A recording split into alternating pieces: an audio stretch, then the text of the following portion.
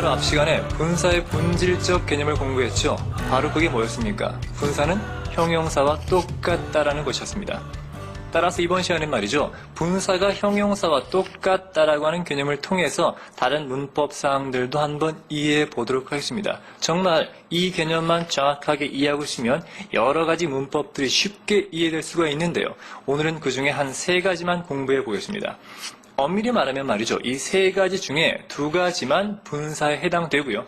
나머지 1가지는 분사가 아닙니다. 하지만 분사는 곧 형용사라고 하지 않았습니까? 같은 형용사라는 맥락하에 설명을 드리니까 쉽게 이해가 되실 겁니다. 먼저 분사는 형용사이기 때문에 형용사에 대한 기본적인 이해부터 하고 들어가겠습니다. 일단 형용사라고 하는 건 명사를 꾸며주는 거죠. 그 형용사에는 2가지 쓰임이 있습니다. 간단한 겁니다. 어렵지 않습니다. 잘 봐주세요. 우리가 다 알고 있는 가장 기본적인 형용사 하나를 예로 들겠습니다. happy. 다들 아시죠? 바로 행복한 이란 뜻이 가장 기본입니다. 자, 행복하십니까? 쌤도 행복합니다. 자, 그러면 간단한 예문을 통해서 한번 설명드리겠습니다. 먼저 첫 번째 문장 주세요.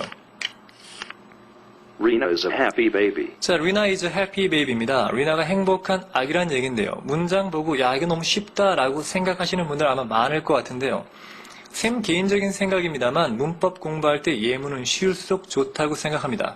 왜냐하면 일단 쉬운 예문을 통해서 문법의 기본적인 개념을 똑바로 아는 게 먼저라고 생각하기 때문입니다. 그런 다음에 개념이 확실하게 잡히고 나면 그 다음에 차차 어려운 예문을 통해서 그 문법을 확고하게 다지는 거겠죠. 따라서 일단 쌤 기본적인 예문은 가급적 쉽게 하겠습니다. 하지만 그 와중에 개념은 정확히 설명드리겠습니다. 물론 조금 더 난이도가 있는 예문 파트는 따로 준비할 계획이니까 그걸 기대해 주시면 되겠습니다. 먼저 지금 여기를 봐주세요. 일단 happy라고 하는 건 행복한이란 형용사 아닙니까? 형용사가 명사를 꾸며주고 있죠. 어디에서 꾸며줍니까? 바로 앞에서 직접 꾸며주고 있죠. 때론 형용사가 길어지면 말입니다. 명사의 뒤에서 앞으로 이렇게 직접 꾸며주는 경우도 있습니다. 중요한 개념 하나. 영어는 말입니다. 긴 게 앞에 오는 걸 싫어합니다. 그래서 긴 게 앞에 올 경우에는요. 그 긴 걸 뒤로 보내버립니다. 형용사가 길면 명사 뒤로 보내버리고요.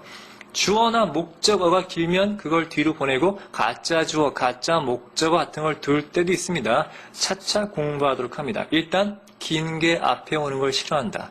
됐습니까? 자, 봐요 다시 한번. 일단 명사를 꾸며줄 때 명사의 어디에서 앞이나 또는 긴 형용사는 뒤에서 이렇게 직접 꾸며주는 경우가 있죠. 이런 걸 조금 어려운 말로 바로 한정적 용법이라고 합니다. 거듭 강조합니다만 이런 것 정말 중요하지 않습니다. 이런 이름 외우지 마시고요. 이런 쓰임새만 정확히 아시면 됩니다. 아, 명사가 있는데 명사 앞에서 직접 이렇게 꾸며주는 경우구나. 뭐 다 알고 있는 겁니다. 어렵지 않죠? 한정이란 말은 뭐 한정 지어준다는 의미밖에 없습니다. 자, 그러면 2번째 문장을 보죠.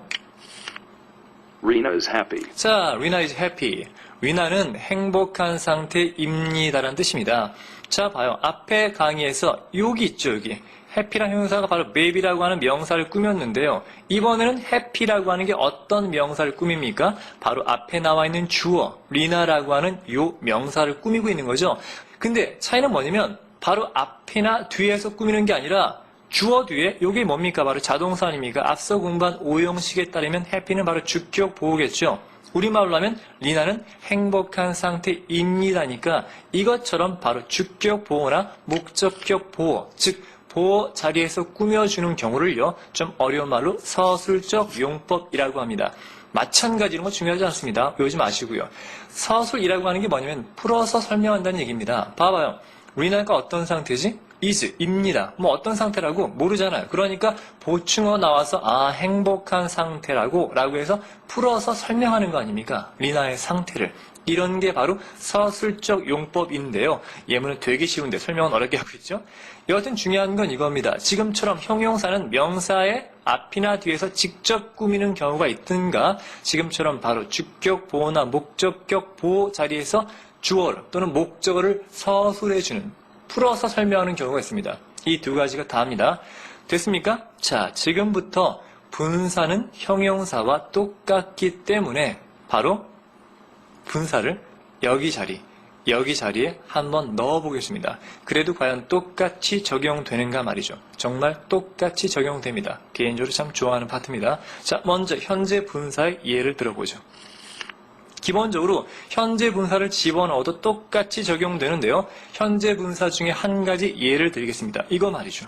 sleeping, 자, sleep이라고 하는 건 잠을 자다란 동사인데 여기 ing가 붙으면 우리말로 뭐뭐를 하고 있는 이랬죠. 따라서 우리말로 자고 있는 이란 뜻이 되겠습니다. 그럼 이 sleeping이라고 하는 단어를 여기 happy 자리에 각각 넣어보겠습니다. 먼저 첫 번째, 자, 리나는 행복한 아기입니다가 아니라 Rena is a sleeping baby. 감 잡습니까? 리나는 자고 있는 아기입니다. 어때요? 해석 아무런 문제가 없죠? 똑같이 적용이 됩니다. 이렇게 말이죠. 자, 두 번째 보죠, 한번. 여기에다가 한번 넣어보겠습니다. 이렇게 말입니다. Rena is sleeping. 자, 리나는 잠을 자고 있는 상태입니다.